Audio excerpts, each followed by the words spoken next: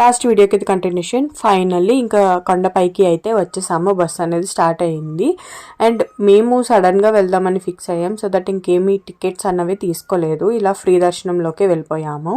And అవి lines అవన్నీ బాగానే అరేంజ్ చేశారు కానీ చాలా ఎక్కువ లైన్స్.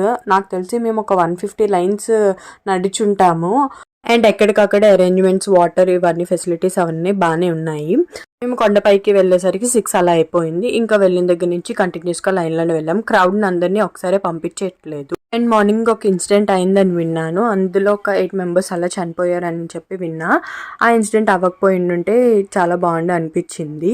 ఎందుకంటే మిగతా చన్నోత్సవం అంతా చాలా బాగుంది కాబట్టి ఆ ఇన్సిడెంట్ కూడా ఉండకపోయిండుంటే చాలా బాగుండు. మా దర్శనం అయితే చాలా బాగుంది. నేను ఫస్ట్ టైం నా చిన్నప్పటి నుంచి ఇప్పటి వరకు వెళ్ళాను నిజరూప దర్శనానికి, ఇదే ఫస్ట్ టైం అనమాట. అండ్ అక్కడ అన్నదానం కూడా అవుతుంది అనమాట. అప్పుడు టైం వచ్చేసి ఒక 7:15, 7:30 అవుతుంది. ఇంకా జనాలు అన్న వాళ్ళు వస్తున్నారు దర్శనం కోసం. ఇంకా 11 తర్వాత అలా పోత అనేది వేస్తారంట స్వామివారికి.